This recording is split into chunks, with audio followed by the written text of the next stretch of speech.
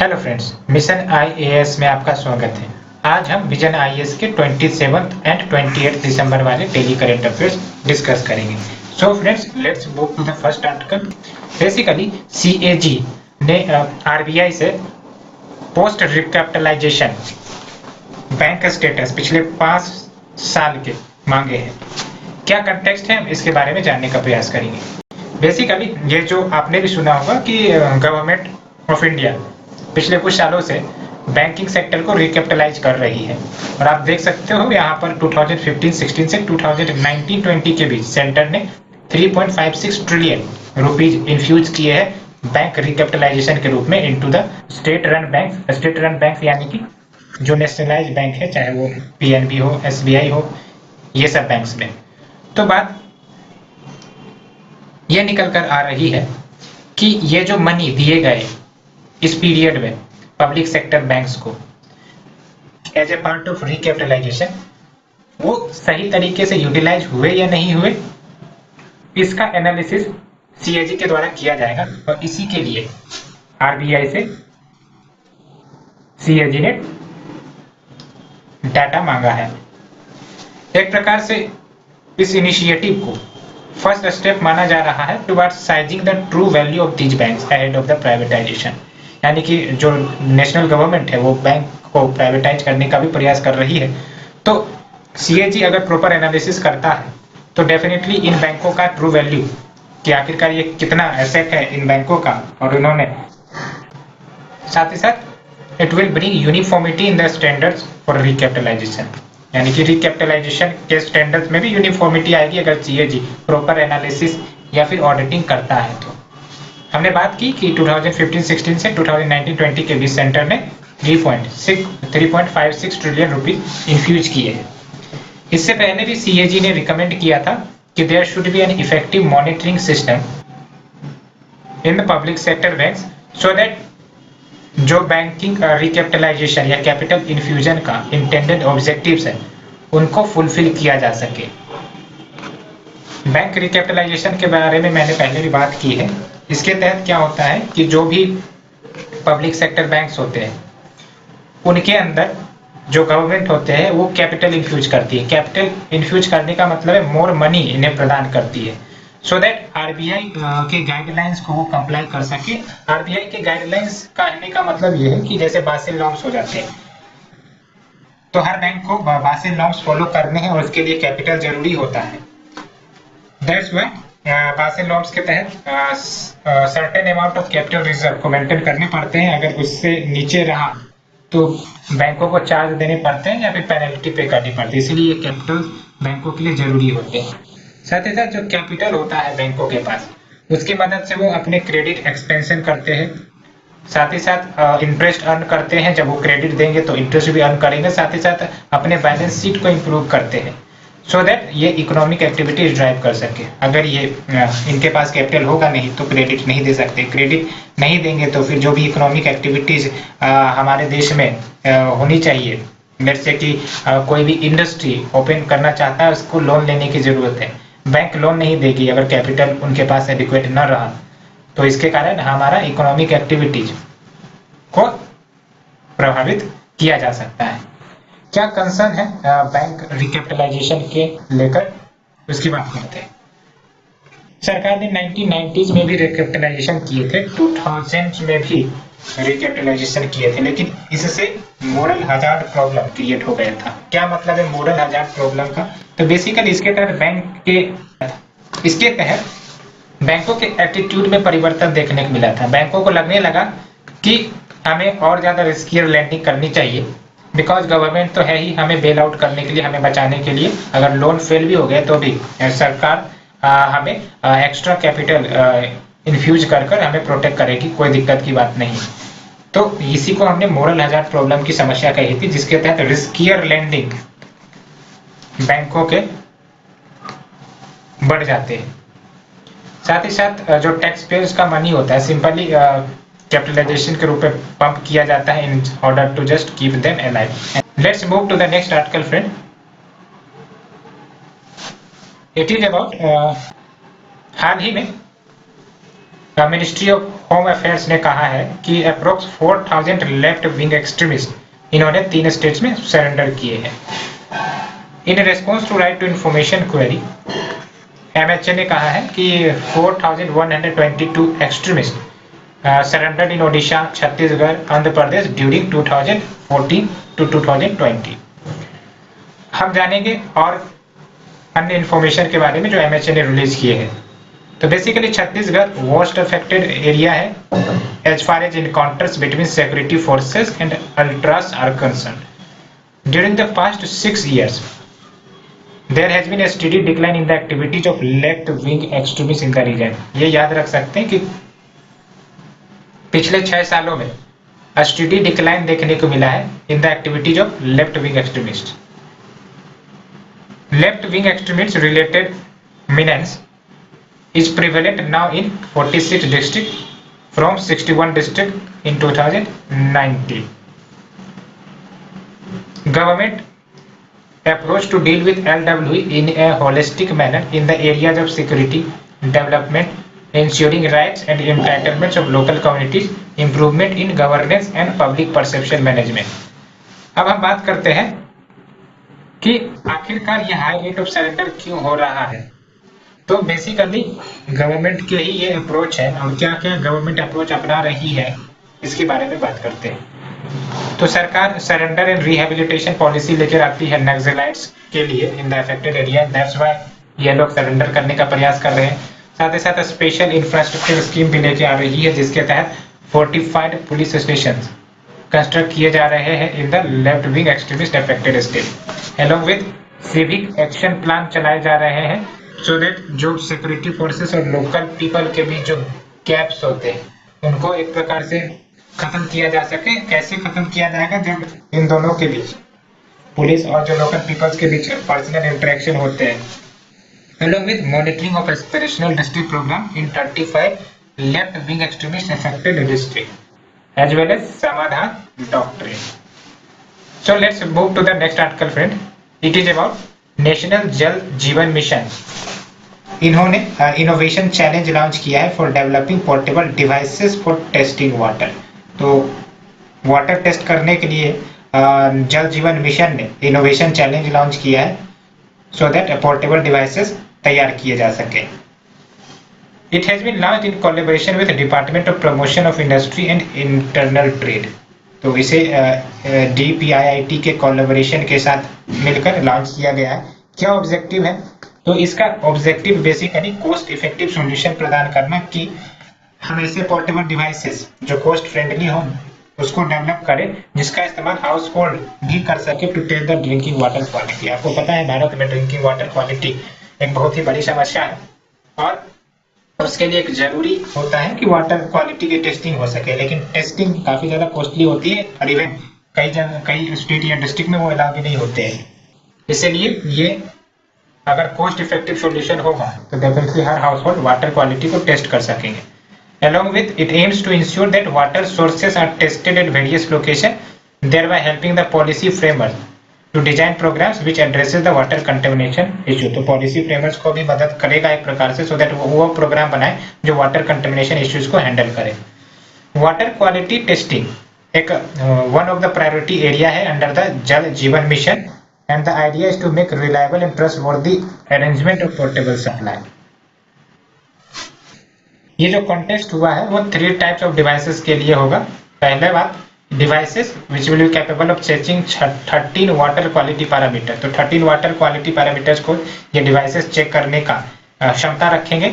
along with ये जो devices है capable of checking microbial contamination, यानी कि माइक्रोबल कंटेमिनेशन को भी ये चेक कर सकते हैं।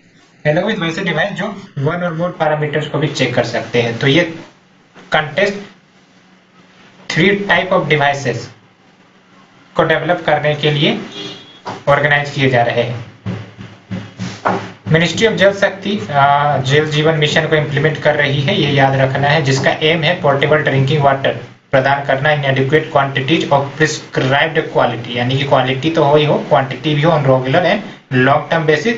कैसे, टैप कनेक्शन, यानी कि जो नल होते हैं नल के माध्यम से वाटर को आपके घर तक पहुंचे to every rural household. यहाँ याद रखिए friends, to every rural household in the country by 2024, यानी कि बाय 2024 हर रूरल हाउस होल्ड के पास अपना टैप कनेक्शन हो और क्वालिटी ड्रिंकिंग वाटर उन्हें एश्योर हो सके। ये जल जीवन मिशन का ऑब्जेक्टिव है और इसे मिनिस्ट्री ऑफ जल शक्ति इंप्लीमेंट कर रही है। अभी तक इस मिशन के तहत 32.3% यानी कि 6.15 करोड़ कवरेज टैप कनेक्शन प्रदान कर दिए गए हैं रूरल इंडिया में। तो काफी अच्छा डाटा है, आप यूज कर सकते हो मेल्स के लिए। तो ये 13 वाटर क्वालिटी पैरामीटर जो जल जीवन मिशन के तहत देखा जाता है, इसमें आप देख सकते हो। वैसे आपको याद रखने की जरूरत नहीं है।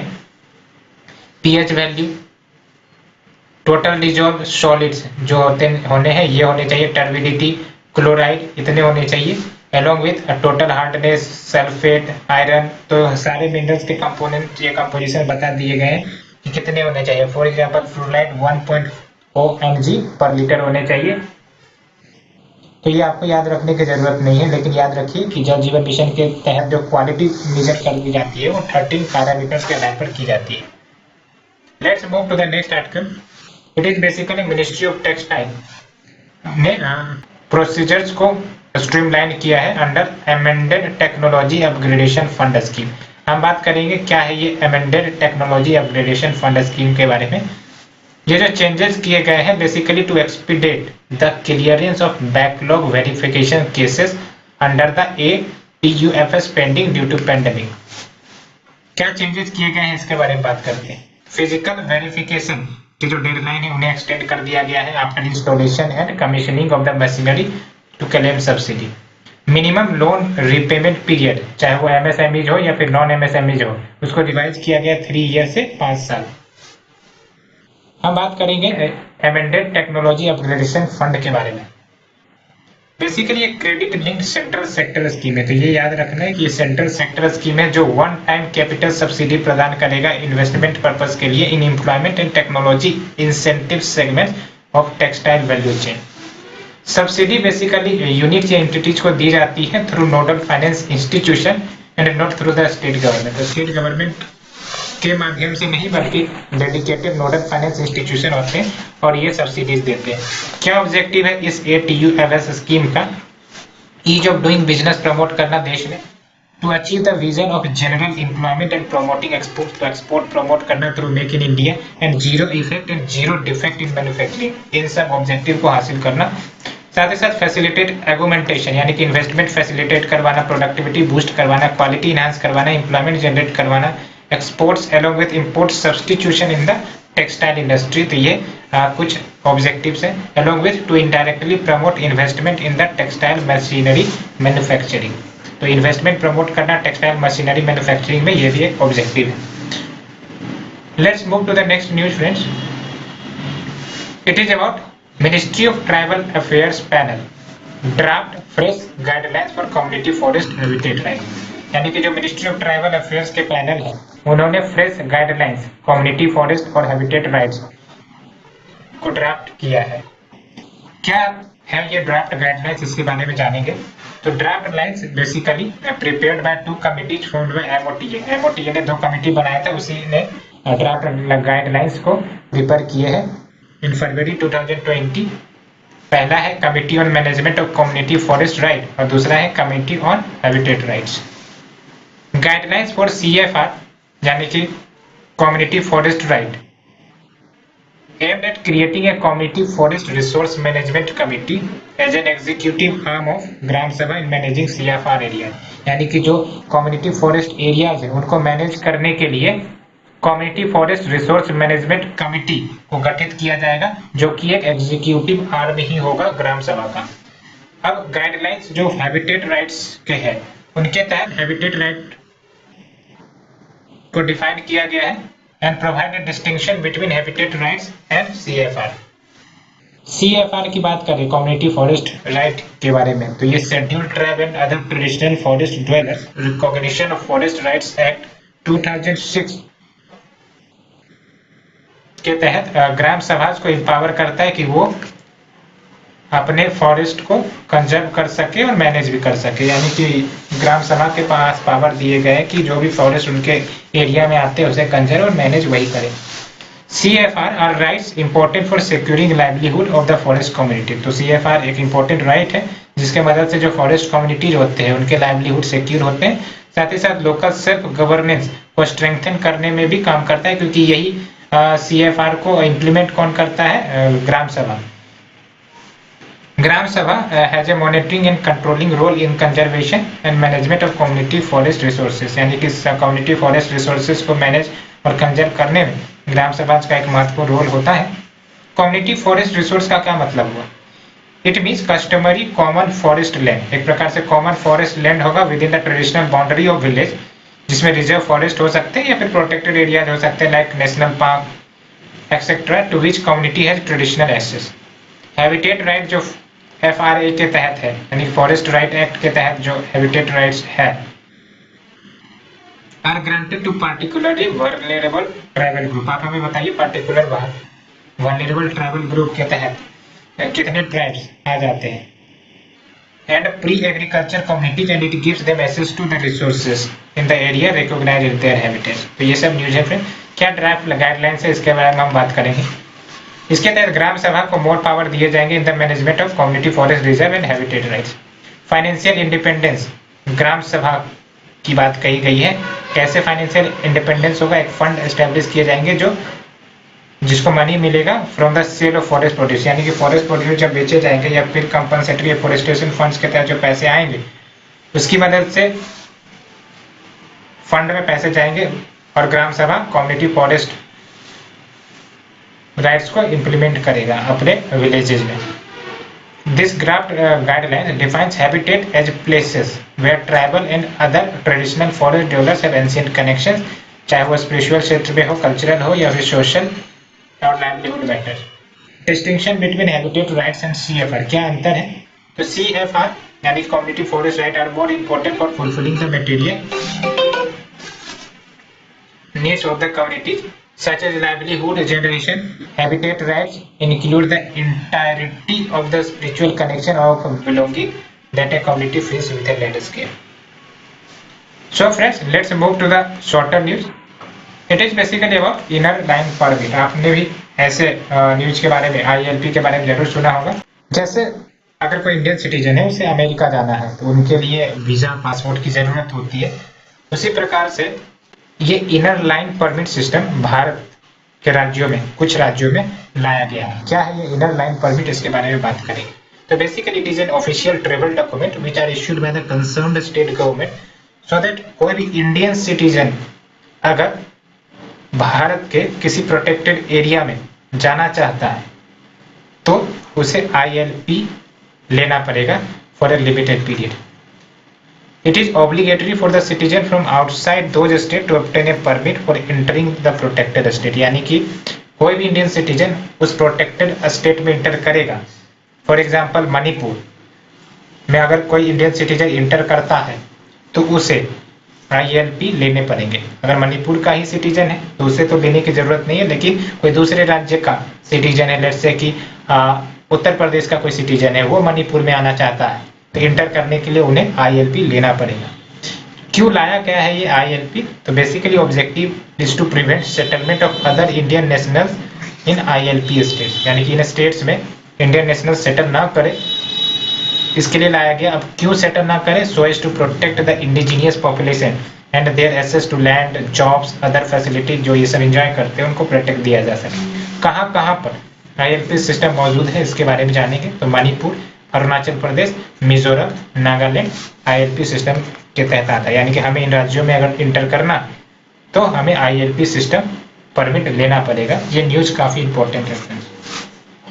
The next news is about India, वो यूके को रिप्लेस कर देगा और भारत 2025 आते आते 5th बिगेस्ट इकोनॉमी बन जाएगा। कौन ये बात कह रहा है? तो इसे basically UK based think tank the centre for economics and business research, इन्होंने कहा है कि इंडिया जो है वो विश्व का 3rd लार्जेस्ट इकोनॉमी बाय 2030 बन जाएगा, overtaking the UK in 2025, Germany in 2027, Japan in 2030। India ने बेसिकली यूके को ओवरटेक किया भी था 2019 में, जिसके तहत वो 5th लार्जेस्ट इकोनॉमी बन भी गया था, लेकिन फिर से इस बार 6th स्पॉट पर आ गया है। Let's move to the next article about e Sampada web portal and mobile app जो लॉन्च हुए हैं। किस मिनिस्ट्री ने इसे लॉन्च किया है? तो ministry of housing and urban affairs ने इसे लॉन्च किया है गुड गवर्नेंस डे, जो कि 25 दिसंबर को सेलिब्रेट किए जाते हैं। ई संपदा ये जो ऐप है या वेब पोर्टल है, इसकी मदद से सिंगल विंडो प्रदान किया जाएगा ऑल सर्विसेज, जिसके तहत allotment for over 1 lakh government residential accommodation office space allotment to government organisation. यानी कि जो भी 1 लाख गवर्नमेंट रेसिडेंशियल एकोमोडेशन है उनको एक्सेस करने के लिए ये सिंगल विंडो सर्विस लाई गई है। ई संपदा बेसिकली डेवलप किया गया so as to simplify process and bring uniformity in the system across India. इसके माध्यम से ऑप्टिमम यूटिलाइजेशन ऑफ रिसोर्सेज हो सकेगा। कैसे? रियल टाइम इंफॉर्मेशन और utilisation of asset and delivery services. तो इतना खास न्यूज नहीं है, बस इतना याद रखना है कि ministry of housing and urban affairs ने इसे लॉन्च किया है एंड ऑब्जेक्टिव याद रख लेने की जरूरत है। Let's move to the next article. It is about Hindustan Unilever which will help a staff facing domestic abuse. In a first for India Incorporation HUL यानी कि हिंदुस्तान यूनिलीवर लिमिटेड, इन्होंने एक पॉलिसी तैयार किया है सो दैट ये प्रोटेक्ट करे, साथ ही साथ रिलीफ प्रदान करे स्टाफ मेंबर्स को जो सर्वाइवर्स है इमोशनल और फिजिकल एब्यूज के बियॉन्ड द ऑफिस। यानी कि ऑफिस के बाहर जिनको इमोशनल और फिजिकल एब्यूज देखने को मिलता है या झेलने को मिलता है, तो वैसे स्टाफ मेंबर्स को एक प्रकार से रिलीफ हिंदुस्तान यूनिलीवर आगे आया है। ये जो पॉलिसी है मदद की जेंडर न्यूट्रल है और ये सारे HUL एम्प्लॉयज के लिए एप्लीकेबल होगी। यानी कि ये ऐसा नहीं है कि ये सिर्फ वोमेन के लिए एप्लीकेबल होंगे जैसा कि हर मेजोरिटी ऑफ द ऑर्गेनाइजेशन में होता है। सो ये जेंडर न्यूट्रल है। क्या सिग्निफिकेंस है इस पॉलिसी का? It extend the responsibility of the employer towards employees. तो एम्प्लॉयज के प्रति जो एम्प्लॉय की रेस्पॉन्सिबिलिटी है उसको एक्सटेंड करता है, जिसके तहत जो एम्प्लॉय जो वो वेल बीइंग रहे, not only within the office but beyond the office and into the employees personal and home life. There has been a significant rise in complaints of domestic violence since the lockdown. ये तो आप सुन ही रहे होंगे। Let's move to the next article. It is about Ayushman Bharat Pradhan Mantri Jan Arogya Yojana सेहत scheme. इसके बारे में आपने तो सुना ही होगा। हाल ही में पीएम मोदी ABPMJY सेहत स्कीम को लॉन्च किया है सो दैट जो हेल्थ इंश्योरेंस कवरेज है वो तो ऑल इंडिया में अवेलेबल थे, अब जो है जम्मू एंड कश्मीर के रेसिडेंट्स के लिए भी अवेलेबल हो जाए। तो एक प्रकार से it will operate on insurance mode in convergence with PMJ and would be portable across India. Portable यानी कि कोई भी व्यक्ति कहीं पर भी जाके इलाज करवा सकता है। ऐसा नहीं है कि वो पर्टिकुलर स्टेट का है तो इलाज भी वही स्टेट में होगा। पोर्टेबल का मतलब यही हुआ। PMJ स्कीम की बात करें तो world's largest health insurance scheme है जो सेंटर फुल्ली फाइनेंस कर रही है, which provides a cover of 5 lakh per family annually for secondary and tertiary care hospitalization. So secondary and tertiary health care hospitalization के लिए 5 लाख पर फैमिली एनुअली दिए जाते हैं और जो बेनिफिशियरीज होंगे वो socio economic caste census data 2011 से आइडेंटिफाई किए जाते हैं। आयुष्मान भारत प्रोग्राम की बात करें तो 2 पिलर्स है इसके। सबसे पहली बात तो 1.5 lakh health and wellness centre को ओपन करना है as well as PMJ invest to achieve universal health coverage. तो यूनिवर्सल हेल्थ कवरेज की दिशा में ये काफी इंपॉर्टेंट स्टेप है। अब हम बात करते हैं मोनपा हैंडमेड पेपर के बारे में। क्या है ये? तो basically Khadi and village industry commission, इन्होंने Monpa handmade paper making unit को एक प्रकार से कमीशन किया है तवांग में, जो कि अरुणाचल प्रदेश में है, for reviving the 1000 year old heritage art. तो 1000 साल पुराना हेरिटेज आर्ट को रिवाइव करने के लिए Monpa handmade paper making unit को एक प्रकार से कमीशन या फिर स्टैब्लिश किया है। कहाँ पर? तवांग में। और ये जो पेपर बनाए जाएंगे मोनपा हैंडमेड पेपर, ये बार्क ऑफ लोकल ट्री यानी कि शुगु सेंग, इसी ट्री के छिलके से इसे तैयार किया जाएगा और इस ट्री का मेडिसिनल वैल्यूज भी है। It is a integral part two the vibrant culture of local tribes in the Arunachal Pradesh. Monpa handmade paper, इसको मोन शुगु भी कहा जाता है लोकल डायलेक्ट में, and it is used for writing Buddhist scriptures and hymns in monasteries। तो monasteries में जो scriptures या hymns लिखे जाते हैं उसके रूप में इस्तेमाल किया जाता है। Let's move to the next article. It is about Pompeii। हाल ही में रिसर्चर्स ने basically hot drink counter unearth किए in the Roman empire town of Pompeii. यानी कि ये एक हॉट ड्रिंक काउंटर आपने भी सुना होगा कि जो रोमन एम्पायर का एक इम्पोर्टेंट टाउन जिसको पोम्पई के नाम से जाना जाता है, वहां पर हाल ही में एक्सकवेशन में पता चला कि there is a hot drink counter, वहां पे हॉट ड्रिंक काउंटर थे। बात करेंगे हम पोम्पई की, तो Pompeii one of the largest and most significant archaeological site है जो कि इटली में situated along the bay of Naples. आप हमें बताइए इटली के सराउंडिंग कौन से दो सी जाते हैं? It was completely buried by volcanic ash after the eruption of Mount Vesuvius in 1790 CE over 2000 years ago, यानी कि 2000 साल पहले बेसिकली वोल्केनिक इरप्शन हुए थे और इस वोल्केनिक इरप्शन के कारण ये जो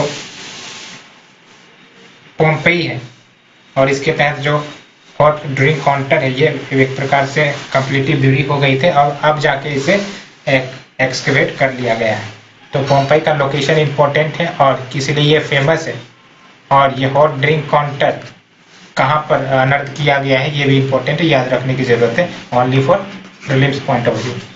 let's move to the next article, it is about sea of Galilee.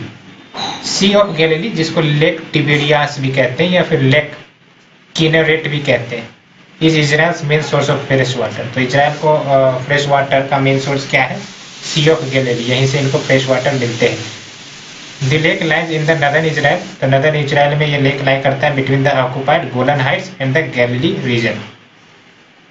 River Jordan इस लेक में फ्लो करता है and then exits it before entering the Dead Sea। River Jordan flow करते हैं इस लेक में और एग्जिट कर जाता है before ending in the Dead C.